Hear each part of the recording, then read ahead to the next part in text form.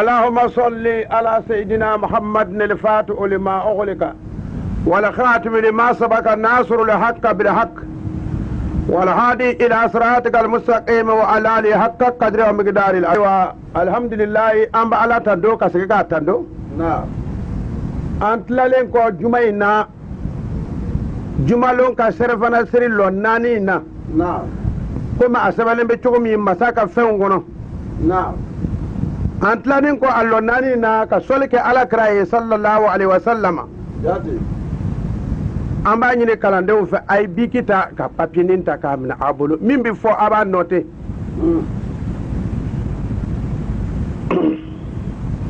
afara ko ala kara yuallimuhumul kitaba wal hikma atmi ma kalani ala ka kitabu li ana kiti tiga joya amma mo kalani livre wara de la la amina na la outlook kambi na kalan fo mi ni melkew ka kanga sigi adara ni melkew ti sigi min dara amina wayir aula kitabu min be giyana na bimne na ni mo to fora na ko lule ka bakan be mina ala ka dinana nu to be qur'ana kono na amina wulu suraw yir aula ka dase akramo nu to ma na ma mo to ya kono hali na yi kitabu wala fika misri njango wolon wala fa aka kitabu be kalo la tala ala ka kuma sheda so fa kitabu kuma so ma korona kelimi yere fora amase u be yere koroba so fa kitabu ni bi ala tay atata kalondo amina kuma uka na ala kra fatu to sallallahu alaihi wasallama adida tugu ko ala kra ko ale kamman mani kurna ni hadisa yi kalon kuma yi kra fatu to e kamme fo be كراتي كما كن فيو لا ينطق عن الهوى إن هو إلى وحي يوحى علمه هو شديد القوة هو كرنا كل كلينغلين بنا عرفو كلينغلين ب ملك باكو كان كوي كراتي كما كن في لا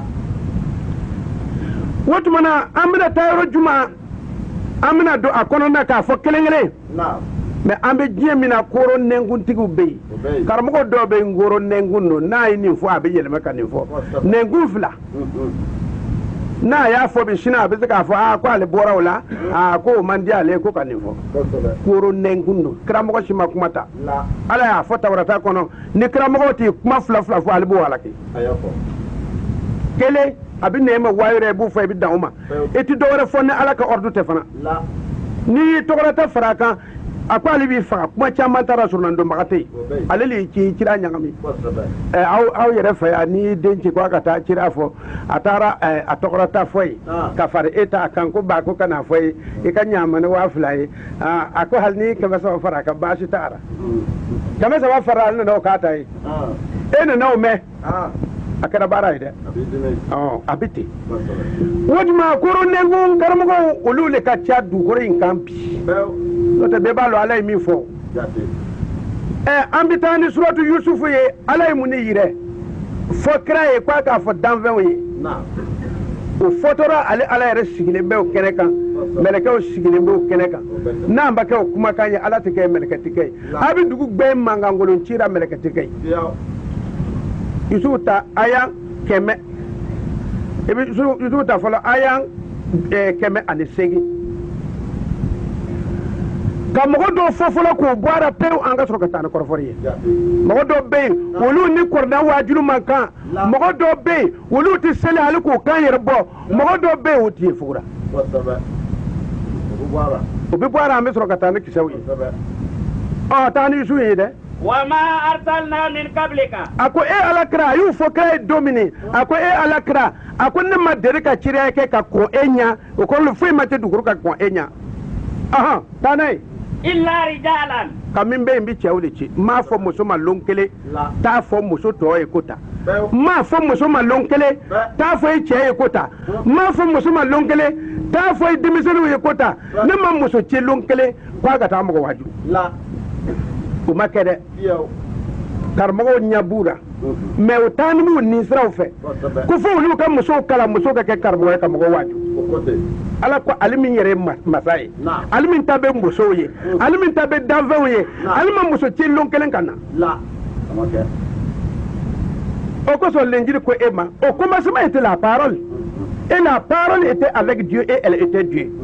toutes choses ont été faites par elle et rien n'a été fait sans elle en elle était la vie et la vie était la lumière des hommes cɛw le bɛ ne yelen ye yelen tɛ muso ra dibi lo muso tɛ sariya sɔrɔ n'a ma tugu a cɛ kɔ olu se bɔra la taa ni kolo ye نوحي إليهم ne bɛ wayu kɛ ka di cɛw de ma muso ma deli k'a kɛ fɔlɔ من أهل القرى dugu o dugu ni ne ye ciden bila a bɛɛ kɛra muso le ye safurula ye cɛw le ye muso m'a kɛ fɔlɔ أفلم يسيروا في الأرض ko aw nalama ninnu aw tɛ ko la wa n ko o le fari nin b'a kan ye a ko yala aw ma taama dugukolo kan wa n'o tɛ ni haya in fɔra o sera yaara ma tugun wa kabini haya in mɛn ka na yaara ala ka kumakan don a ye ɲininkali kɛ ko yala aw ma taama dugukolo kan wa ko kira k'u ɲininka ko yala maanafinw ma taama dugukolo sanfɛ wa فينظروا o ka filɛ de kɛ كيف كان عاقبة الذين من قبلهم mɔgɔw minnu kɔnnaw ɲɛ u nɔ bɛ cogo di e ka muso nɔ ye wa muso nɔ tɛ ye o nɔrɔ min lumière min fɔra a dira cɛw de ma cɛw de ta lo ni cɛ den kelen bɛ muso 1000 muso 1000 cɛ ma a bɛ dabiya ni cɛ le a tɛ se ka dabiya ni muso ye fanga jumɛn bɛ muso la a kana ko ɲagami karamɔgɔw fagura sisan kojugu an ka muso an k'an baw dugɔ ɲini an k'an barika bɛ muso la wa dugɔ b'a la wa naloma ye ti ni hakili to i fa la dɛ ko dugɔ mɔgɔ b'i b'a ladon i fa le kosɔn n fa de y'ale fɛn kun da in ladon hali n'a ma ɲi n bɛna a ladon n fa kosɔn n'o tɛ a ka foyi tɛ dɛ muso dugɔ tɛ minɛ den ma f'a k'a fɔ den ye nin kɛ i fa ye ni den sɔnna k'a k'a fa ye hali ni dugɔ ma ni ba ma dugɔ kɛ a minɛlen don an ye wele sɛbɛnlen nka aw bɛ denw bɔ faw tayara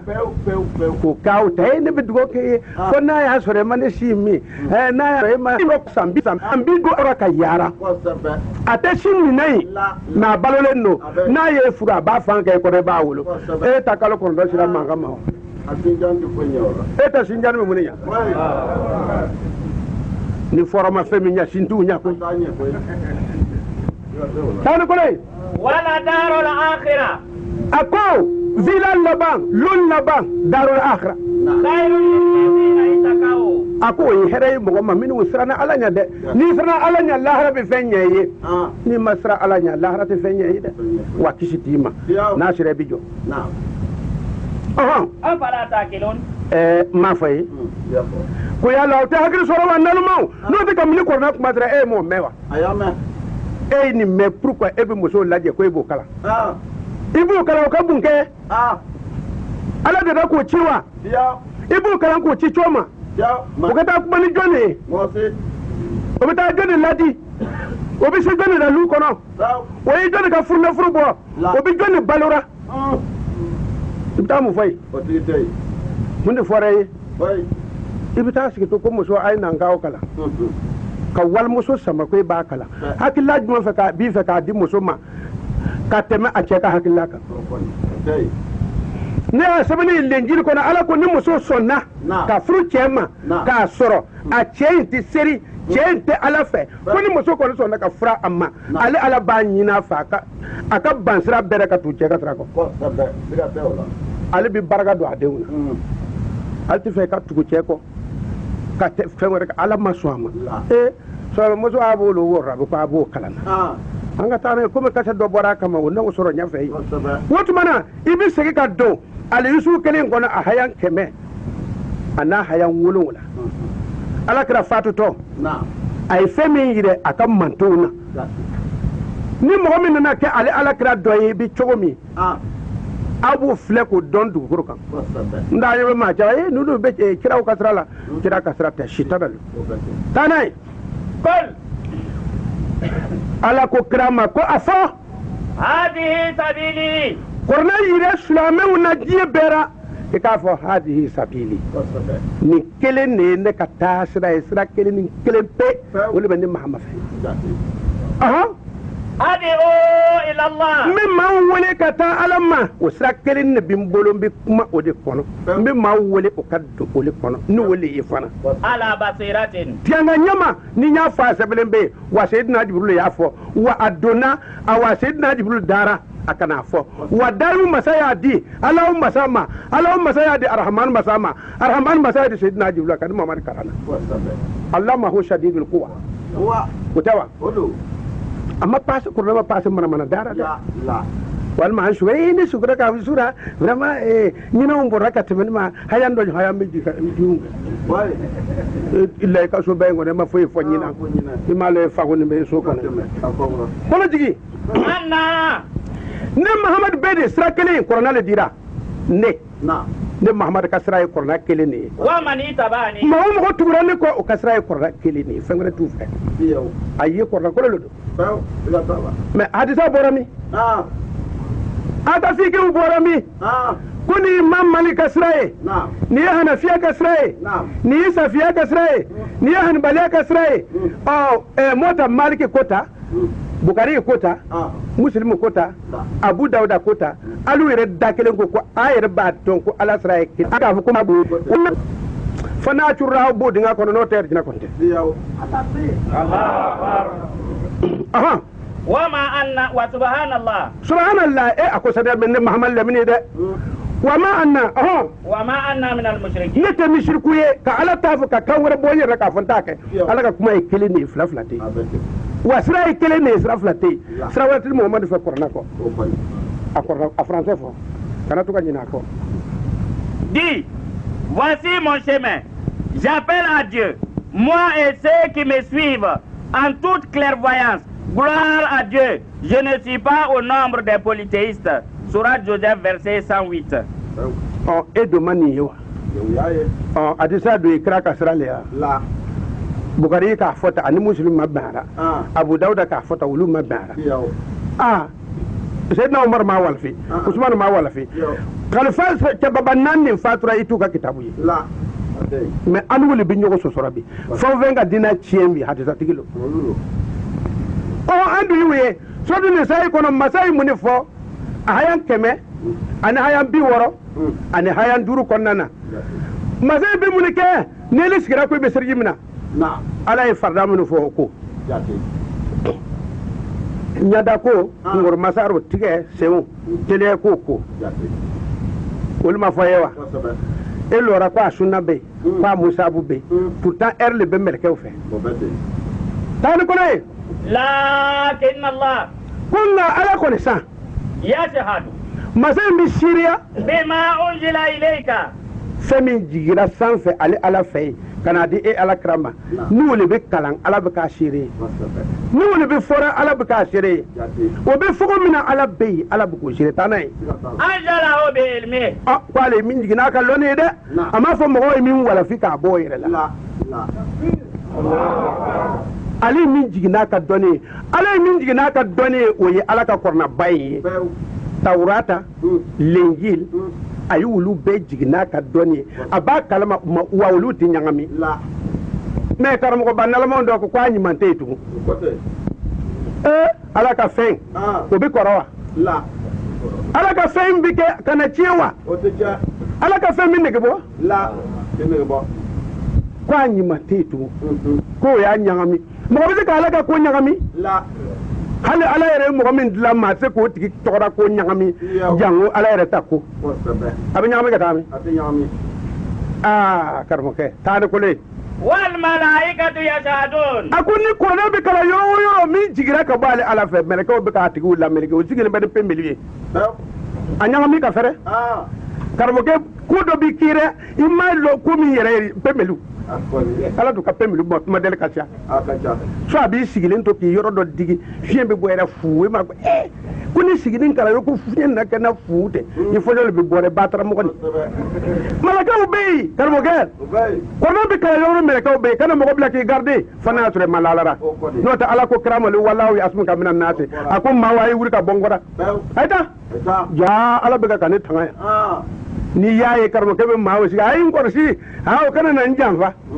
e te chetrio namara to bale be e be ka ma o jamfa isron do kan nan nyangami jamana ke jamfa ko tawa karmo ke tan ko ne wa kafa billahi shahida muhammad lamine akwai wasrani alai alai ni di mo fo I wasarani uye sangwara tiyo kotu tanai abanawa innal ladhina aku maminu kafaru minu kafiri ya mo no ke gurche o kafiru de boli so ma ko lu kafiru he ayi otuye ya mo no ka ke wode nu ma bama ko fajoro nyona ku vinga na bawlu ka kafiri akalama kafiri te ku vinnawo la kafir te boli so magarao nyamo ko kafiri arbo kana ko kafir a babana nga ko fitri wali ti fo mo ko mani ma doka ya ban lo ye ala e karmo ko kala wodana ala kasrato be kan wore fora ala ko akara kafiri e ode kafiri alu na wulu kan do ndati na ma she kan do nga obuga jotiki nuke ka blodu de kafiri ala ko wulu be sule yukru jula hayy min al mayt ko sulu ali be se kan nyama bo suina ka dinga ma so be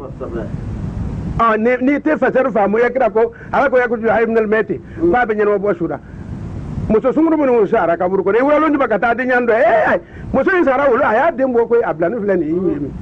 chete akambe ni su fazo ne matanai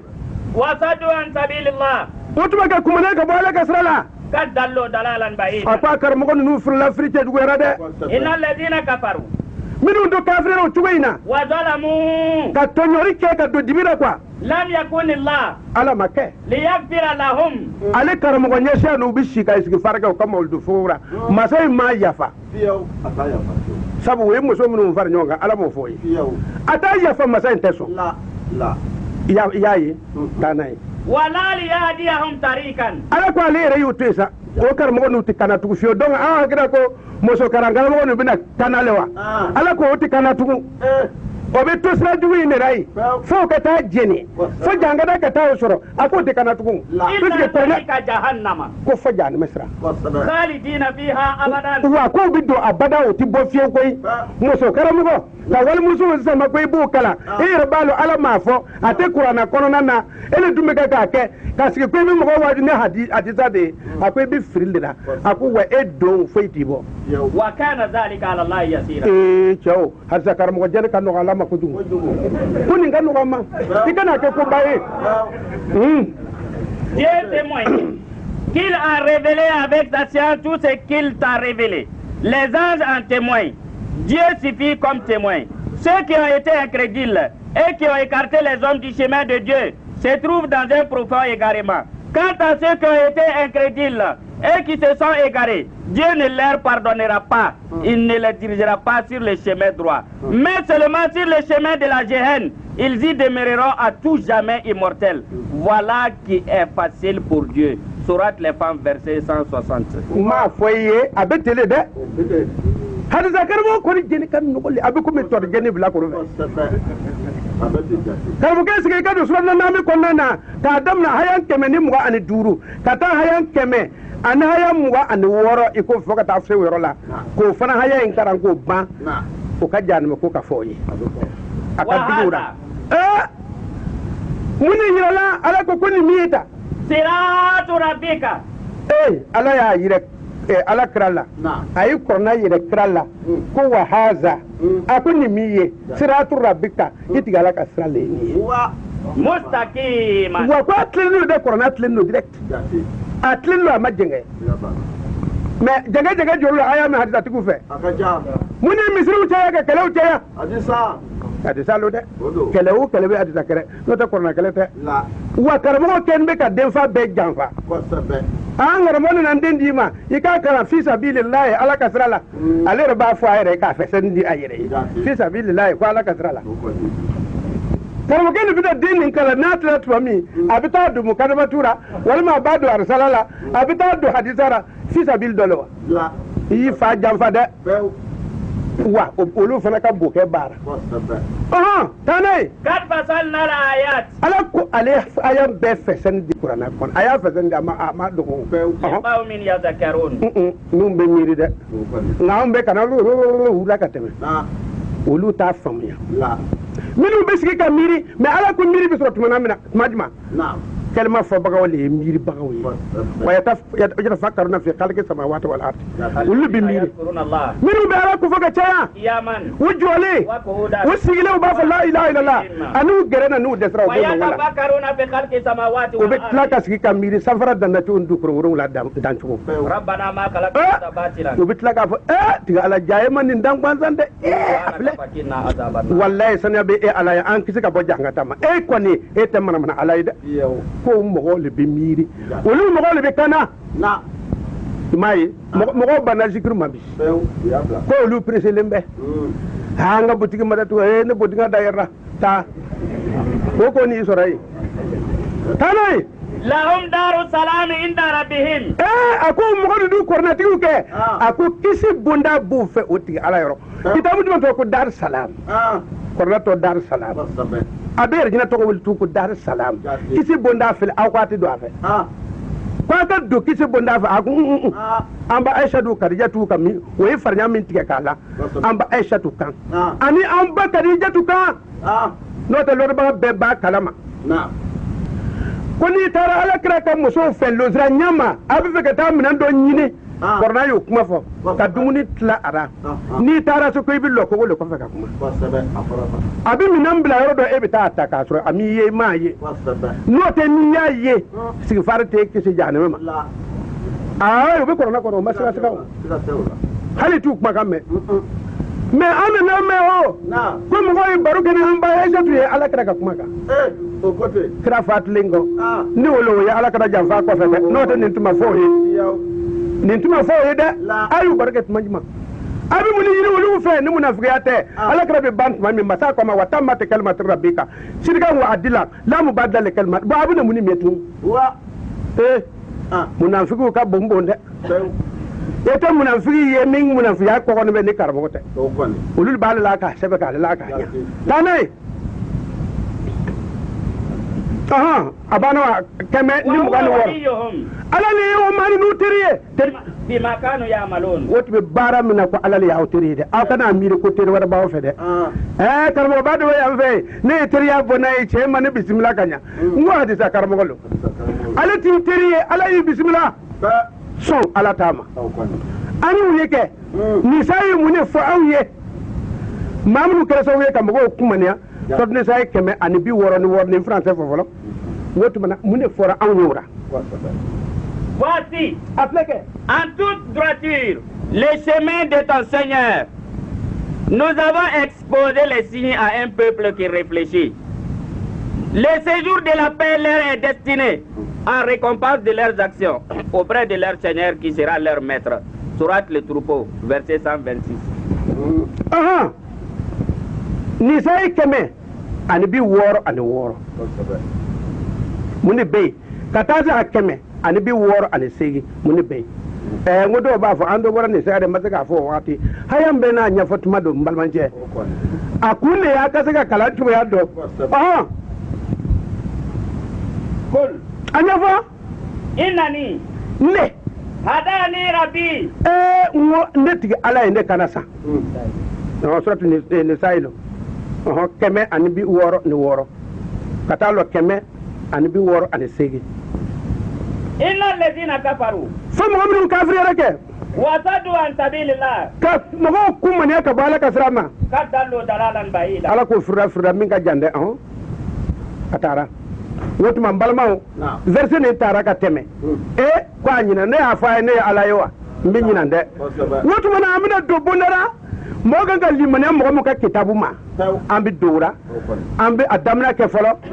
an bɛ mun de filɛ suratu bakaratu an b'a filɛ ayan kɛmɛ ani 35 ka sɔrɔ ka taa a tɔ nɔfɛ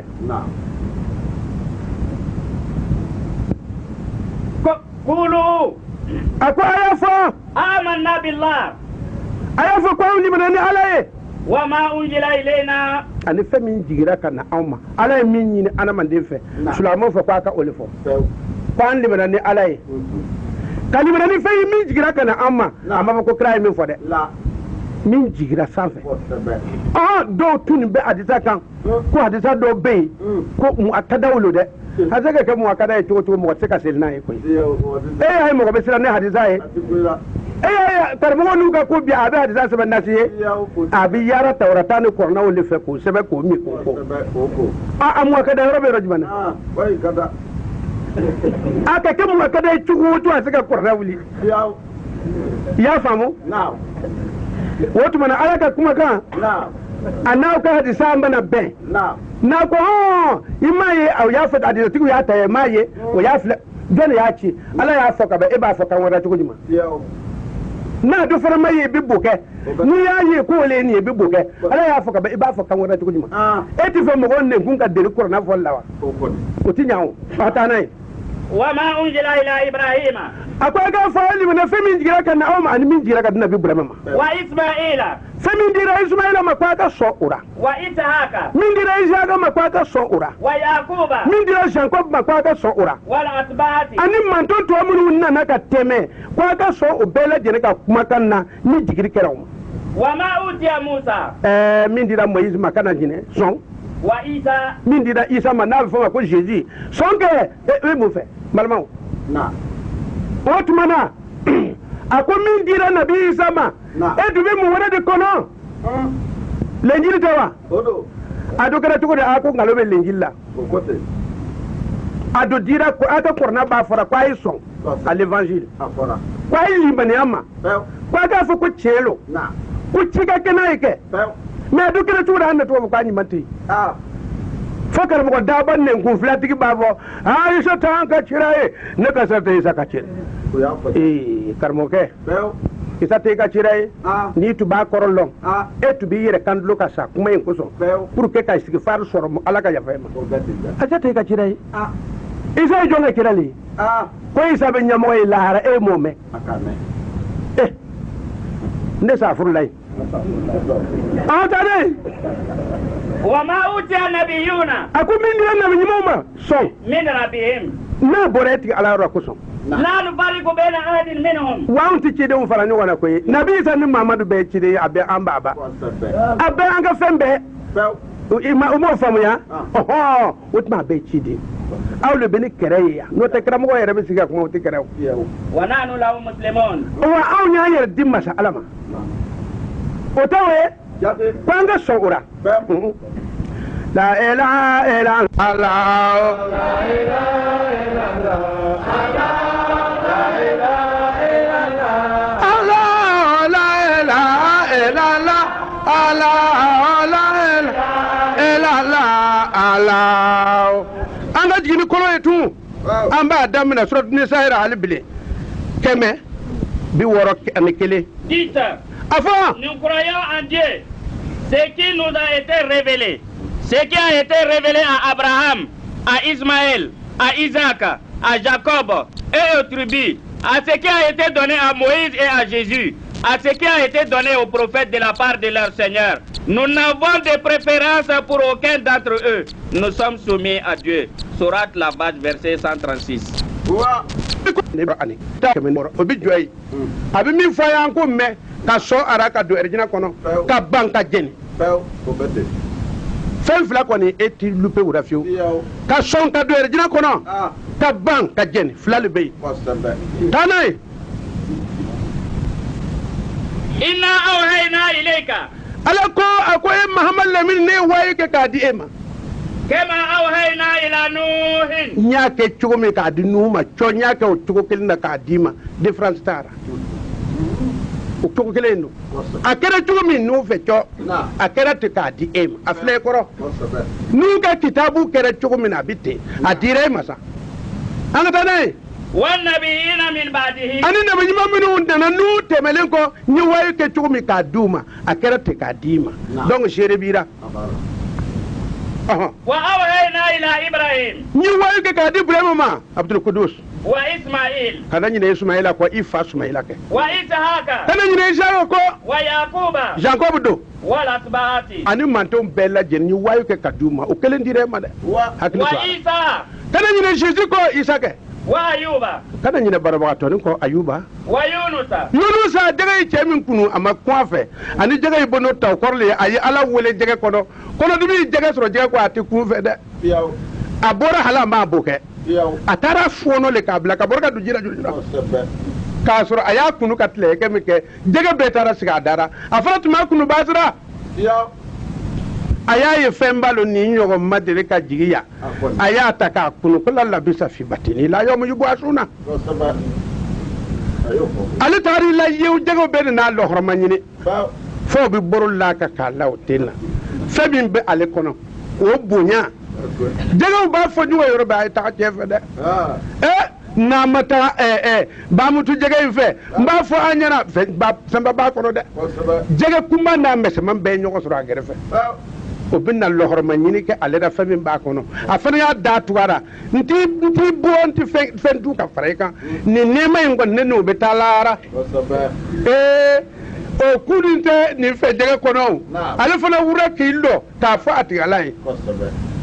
ako ntiga ala wotu mana sanya be alai ka ta sa hayaka labamma la ilaha illa anta subhanaka inni kuntu minaz zalimin ako ala wara te fo ala e ka sanu de ne le kere tonyor bagayi hayan labanna anana gban na ale yu fot mami la ilaha mana fot mami jibi yere buru diwu bi kule jega to bi songo ale re kono mara tato ayaya ko ko intina nyade ayi de me yerre ka tani fona ka bla ka borga do jira abena ta ilo horma soro ay lo horma soro de ukera ali chen kulu tanai walaula an kana min al musabbihin ala ka so ka nele tumaka la ilaha illallah fo baga koro yeke la la bita fi batine ila yawmi yuba tibitu jere na fo ka taze burunga fielima tibitu ya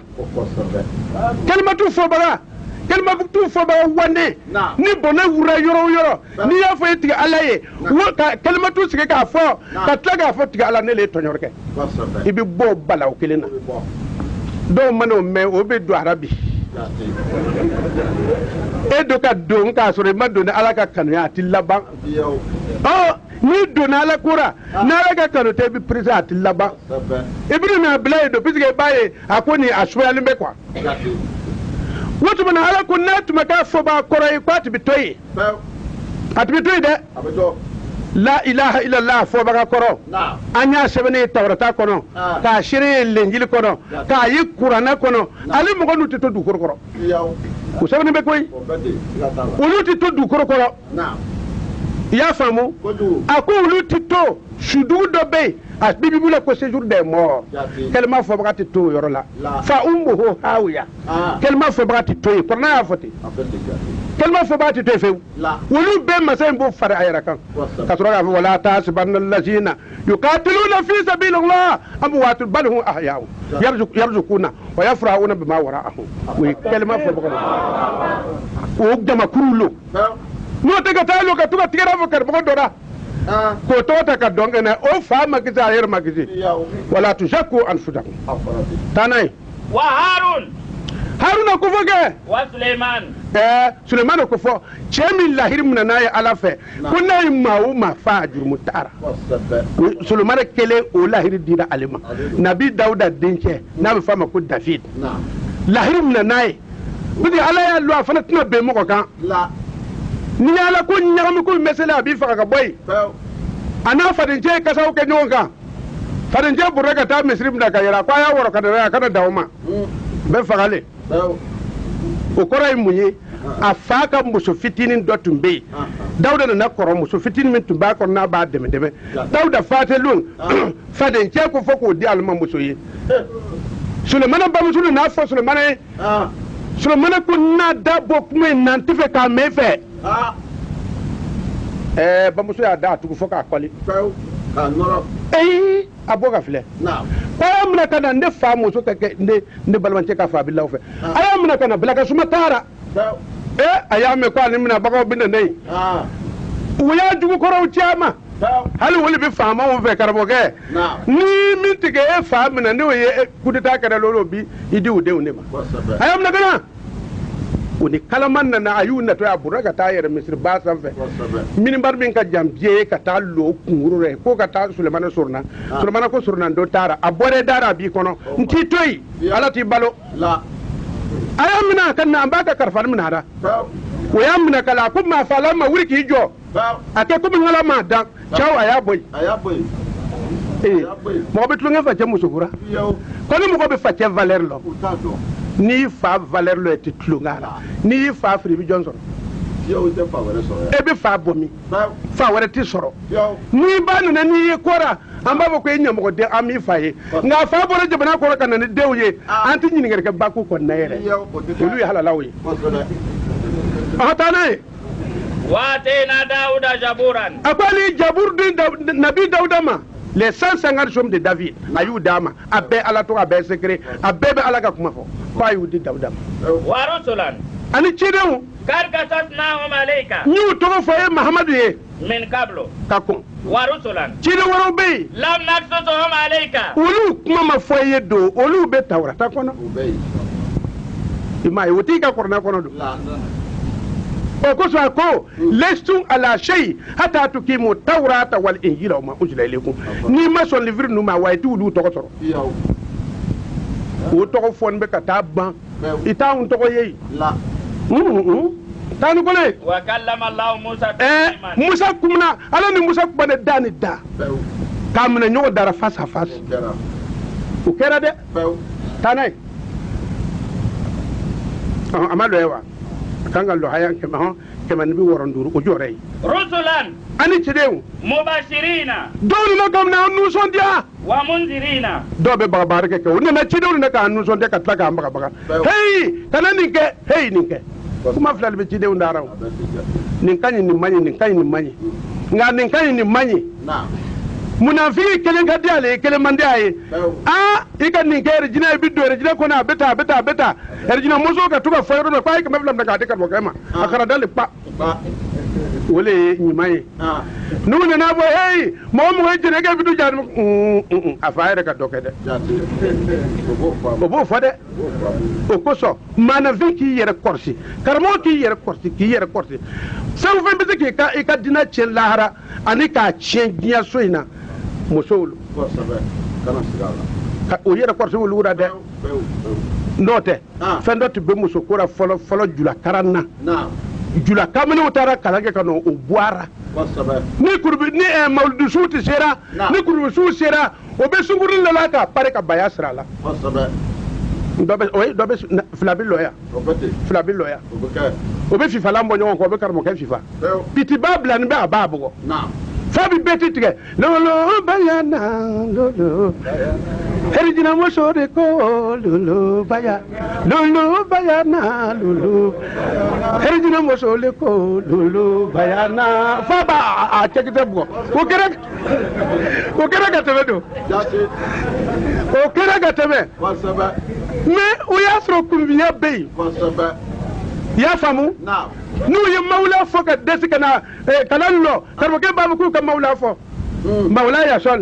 anye julaye anye kwanga julaye anye julaye anye kwanga julaye jama ba lamna anye julaye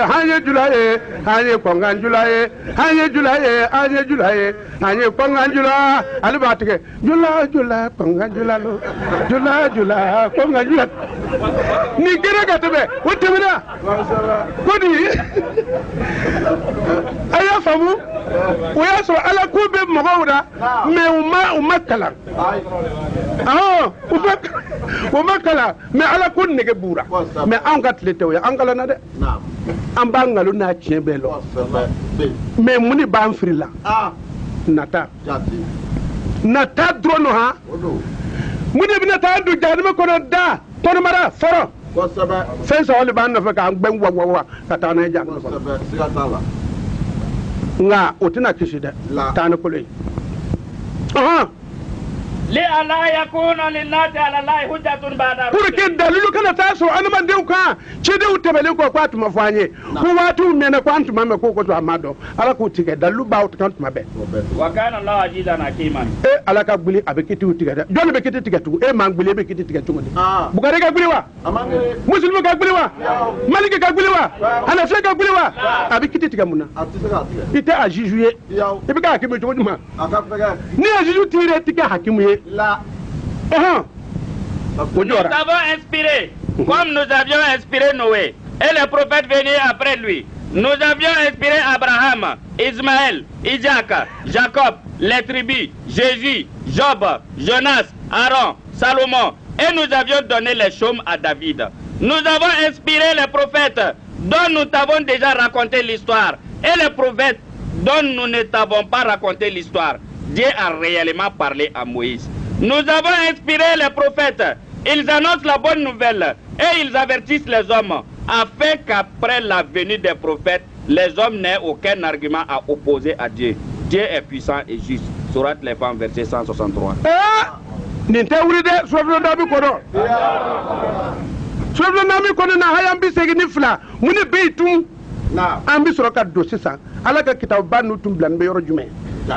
ambu yoro yara ku fo mo hoyi bisege anifla la na'am la trupo akuni miye hujjatuna nika dalilu bani de atayna ha ibrahim ni mindi nabi ibrahim bukari madama muslim madama abu dauda madama mune dirama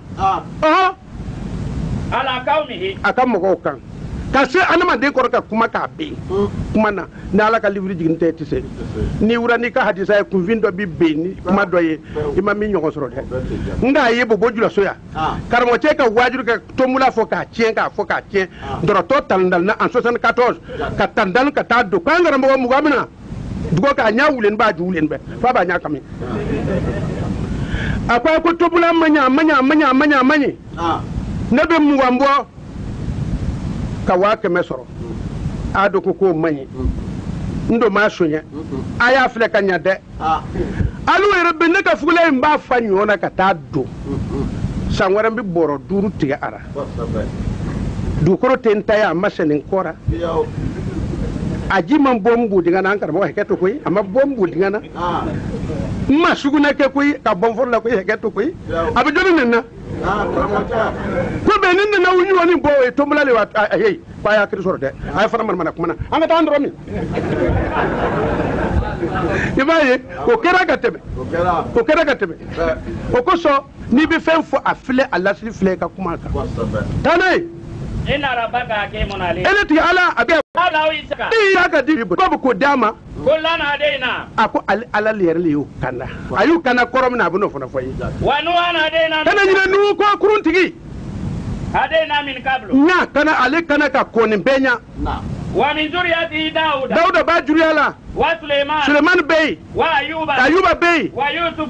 bey wa Musa moizi bey wa Haruna kada nyina harna ko wa kadhalika najil musinin ne be mo nyima sarate ni fa kere ma nyima nyi bi dem baraka man dama kuma ya bolo ay ke ma nyima de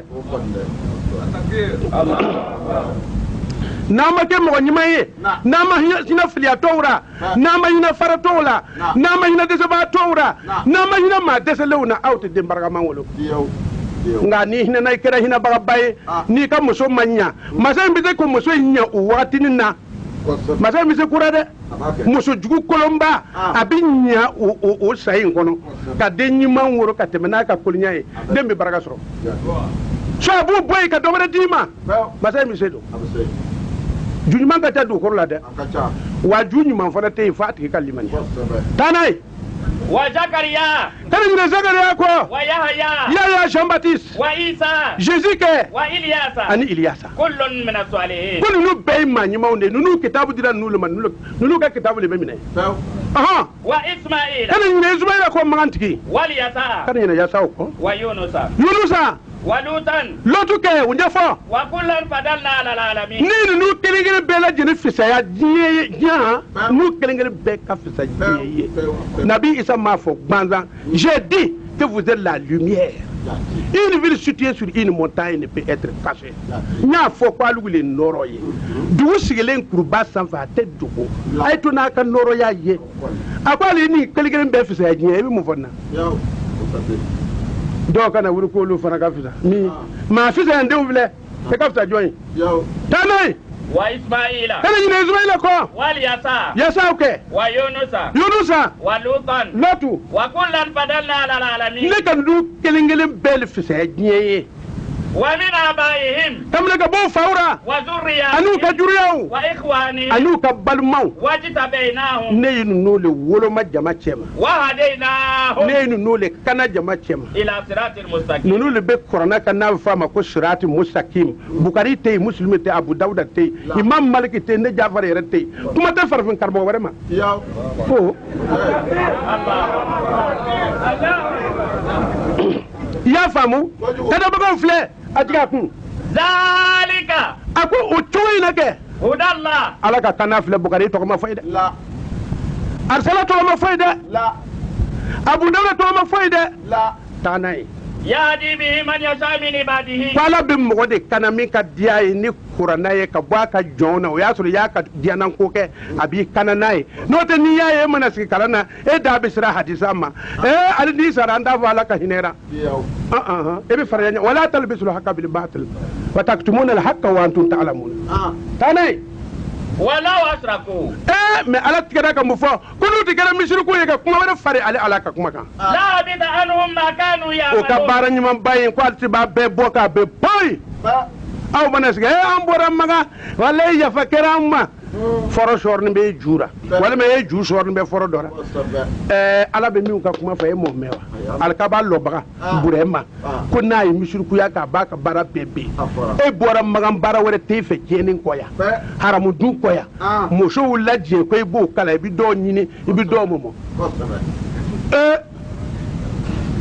an ka taa n'a ye أولئك الذين آتيناهم الكتاب Ala ko kitabu dira maa minnu ma o filɛ mɔgɔ si fa tɛ yen aw nana sigi dɔw ko an ye Alakira ka mɔdenw ye ba mɔden laban o ye dangakan ye a kɔmɔgɔw fɛ n'u ka kɛ tiɲɛ ye a den ninnu bɛɛ fagolen don n'o tɛ o man kan ka fɔ kolonbaga man kan ka nin fɔ don i kira mɔden yɔrɔ fan jumɛn na ma kana Muhammadu abban أحد من رجالكم ko Alakira ولكن رسول rasulullah الله وخاتم النبيين a ko Alakira ma kɛ fa ye cɛw cɛ ma mɔgɔ si fa kɛ tɛ a cɛw ni ɲɔgɔn cɛ o tuma na mɔden bɔra min son do dɛ e kɛra cogo jumɛn ka kɛ mɔden ye a ko kira tɛ mɔgɔ si fa cɛ ye cɛw cɛ ma ko ciden don khatimi nabiyina ele kɛra mɔden ye tuma jumɛn a dencɛ jumɛn den b'aw ye a dencɛ sabanan wa naaninan wɔɔrɔnan kira bɛ fatu tuma min a den bɛɛ sara ka ban a fatura n ba Fatumata fatura kɔfɛ den ma bala fɛ o e bɛ mun fɔ o la Alasan ni Hussein olu tɛ se k'a fɔ k'o bɛ Alakira tiɲɛ ta o ye bolo wɛrɛ ye denmuso ta denw tɛ se ka nin tiɲɛ ta sariya si ma sɔrɔ a kuma tɛ yen mɔdenya in bɔra min ni soɲɛni tɛ a tɛ mɔgɔw ka jamu cɛ k'a nɔrɔ a yɛrɛ la ten ka to ka mɔgɔw tromper jamu yɛrɛ tɛ Alakira la a ko rasulu y'a jamu ye ni jamu bɛ yaara kɔni jamu taraw atara o dane wal hukma ani kiti wan nubuwata ani nabi nyimaya fa in yakfur biha haula muhammad ko hanni ka mo banara ka kafriya do fakad wakalna biha qauman ngone tiye korne isawu ya di mo do ma laysu biha bikafirin wulu ma bara do korna tumbe ka koro na dere mo ya kaso na dere ka ba atumbe ka koro wulu ma kafriya agra ko korna dina du kurga la anga tanai أولئك الذين هدى الله ala ko ay mun kana o flende farfin sifate to ko teya فبهداهم اقتدي ko ala kira nunu ka tabulu kana niwe ladigi ni wulugule ye alugu na yelbe ka to ka ladigi ni bukari ye ka ladigi ni muslim ye ni imam maliki ye ka to kangar lara kira yere ye akanga ladigi ni miwe o be korona kono aw do ko kira ka min ka ambole ke alu do ko atila digi ni nunu ye ni ko bu dinga wonne ko yewulugu nene anga tane. Tel est l'argument décisif que nous avons donné à Abraham contre son peuple. Nous élevons les rangs de qui nous voulons. Ton Seigneur est juste, il est celui qui sait. Nous lui avons donné Isaac et Jacob. Nous les avons tous dirigés. Nous avions auparavant dirigé Noé. Et parmi ses descendants, David, Salomon, Job, Joseph, Moïse, Aaron, nous récompensons ainsi ceux qui font le bien. Zacharie, Jean, Jésus, Élie, ils étaient tous au nombre des justes. Ismaël, Élisée, Jonas et Lot. Nous avons préféré chacun d'entre eux au monde, ainsi que plusieurs de leurs ancêtres, de leurs descendants et de leurs frères. Nous les avons choisis et nous les avons guidés sur une voie droite. Voilà la direction de Dieu. Il dirige qui il veut parmi ses serviteurs. S'ils avaient été polythéistes, leurs actions ne leur auraient pas été profitables. Voilà ceux auxquels nous avions donné le livre, la sagesse et la prophétie. Si les autres n'y croient pas, nous en avons confié le débat à des gens qui ne sont pas incrédules. Voilà ce que Dieu a dirigé. Dirige-toi d'après leur direction. Surat les troupeaux, verset 14. Allahu Akbar. Allahu Akbar. Abe mu fetu. Livre tigi wara fora yawa. To ko ba wara do fora yawa. Nu jigi kara ni nulema. Aw banani nulla ko to abidina ko rodlara. Do ta ce wuce ben livre ngono. Ibi ko rabani mandla. Femi bana ibi mu wara laga. ni taran nu kasrale wa man yuti la wa rasulahu fa ulaika ma allazina an'ama Allahu alaihim min nabiyina kata se hayama ni turan nu ka bone be fengare faraka e be nabi moye e be kra moye e ke tiguye e ma ni moye ala ko tele dole ti faraka lolo ni ko ba Aisha to e boro tonna e wala garata ye ambi shwara ofle kemeni bi kondoni kele wotumana ku be shira no ya dara do kana fa ye ke ka tuvel na tangata o mo kwati banja mana sa e mono fodo be e karo jere ko ne ka ko e ave kuma ende ka kuma be e ala le ne nyamar ki kumbe kamani bi korondo ani kele kuma be foido ala ko kuma be foiro ro shitana be aba fonde kon te shitana ko kele ya antu peni wa akuni miye la tanzilu rabbil alamin aku korne jigira ga bodamba tigi ala le yoro kaba ko lutanai jala bi ruhul amin wa sayyidina jibril jigira nay aluga bukari jon jigira nay sayyidina jibril korna escorte ka jigina ala krama bukari jon jigira nay muslim jon ya jigi abu dawud jon ya jigi arsala jon ya sabe mukalmatu jon ya sabe a'udhu billahi minash shaitanir rajim anna shi samako tanay ala kalbika oli jigira korna folo jigira kra juzu kunna folo ajigira juzu kunna katraka fa la tuharrik bihi lisanaka litajalla bihi inna alaina jam'ahu wa qur'anahu fa iza qara'anahu fatabi qur'anahu summa inna alaina bayanahu way takbir Allahu akbar tanay litakuna min almunzirin anya diba mu koso ikase ka tuko mogo baga sabu ni korna te dara iseka mogo baga asa tiseka mogo tubiu hadisa tigi mogo tubi o tiseo o fawni be man yoye ima ye wahabia ba to abe mogo tubi buta do cheba ko kurusi utige ko bu musijen ko le dinai ma ye na nyu fo kwa yere bu musika ja we jege o ye farda ledo o yu fana kien ko sunalo ka tro bu musiko ye farda le wala ni ki yer go kala mbaga ka sure makala e kadan gunan je Amatane bilisanin ni daraniye arabiyyin akunya ke arabu kan nira de mubinin kwa bangele no adu kwa ma wala ko hadisa le ba wala wotu ba hadisa le arabiya mubini wa korne ni arabiya mubini ay sabade de angata nay wa innahu akwa alimi fle korna mi fle la fi jubur al-awwalin akwa to bi gafe koro kono ya ni krakana agardle no ka blayi ngwala le ko musa ba akwa sebe ika bla kelin ta kelin bla kira labai prophète Isaïe wayu bi jigama akwala mako u ne bi do koronte do korla ko bitimin korlo titai atoyi wotigi bi na kwafe alors là c'est Nabi Isa ma Nabi Isa ka foka kraka placer toi la part des prophètes dans les livres saints autre disait qu'à fort Isa disait qu'à fort j'ai encore beaucoup de choses à vous dire mais vous ne pouvez pas les porter maintenant quand le consolateur sera venu il vous conduira dans toute la vérité car il ne parlera pas de lui-même pendant que la yantuko anil hawa in huwa ila wahyu yuha Allah mo shadidul quwa ebe munke Allah awalam yakun lahum ayatan ayaw yinige ku yalo o mata ci wa ayata fa wa an ya'lama ulama bani israil ngo israel karmo baw tindo akalanke folo me uta wala lillo ko mana shama ubaye kafu hayya ishat ko le blani be mata korolo kwa be kwa ma korolo de alif lam mim allah la ilaha illa huwa kwa anta korolo de ko kwa ya bilay andina fakira kafu hayya aishat ka wala ka yira kilin kataba olu tun tiw law kira ka ni yoro de be o ye qur'ana kono woti be taw da wa beti fana qur'anu manji de fi lawi mahfuz asaban beti fana wala de ala kralem na ceyente ma kun dan ye koy ni mo ko bana ka kuma kan ta ka ketlo ngefe jiga kan walau najalna wala badi la ajami akudi ne tuye qur'ana injigi ka di shawara makawara bu toyke bakara wa alaihim ko ga ta kara au fa atikita kan na ka tura me ga arbu kan yake makanu bi mu'min akwalu arbu te sofiyu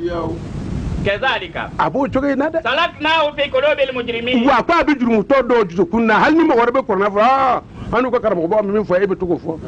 mo chejugo poporo ko budinga dum la yu'minuna bihi ako teli bananaye ata yarawul azab alalim ko fo kata janga ta shorle o budinga una ko note ko teli bananaye edu yuye wotu mana ala kira ka abitalo kame fila bon wotu mana mbalmaw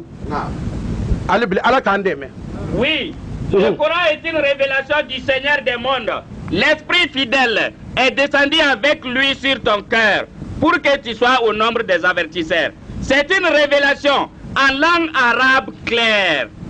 Ceci se trouvait déjà dans les livres des anciens. N'est-ce pas pour eux un signe que les docteurs des fils d'Israël les reconnaissent? Si nous l'avions révélé à un étranger et que celui-ci les lut devant eux, ils n'auraient pas cru. Nous procédons ainsi dans le cœur des coupables, mais ils n'y croiront pas avant d'avoir vu le châtiment douloureux. Ce châtiment surgira devant eux, mais ils n'en ont pas conscience. Sourate les Poètes, verset 192. La ilaha illallah, Allah, la ilaha illallah, Allah, wahdahu la sharika lahu. Allah, la ilaha illallah, Allah, la ilaha illallah, Allah.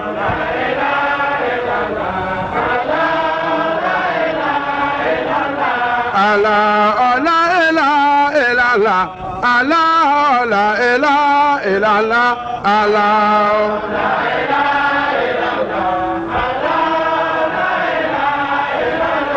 Allah, la ilaha illallah, Allah, la ilaha illallah, Allah.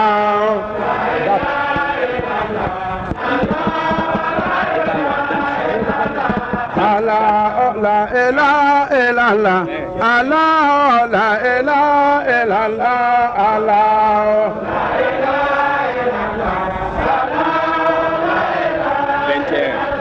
Allah.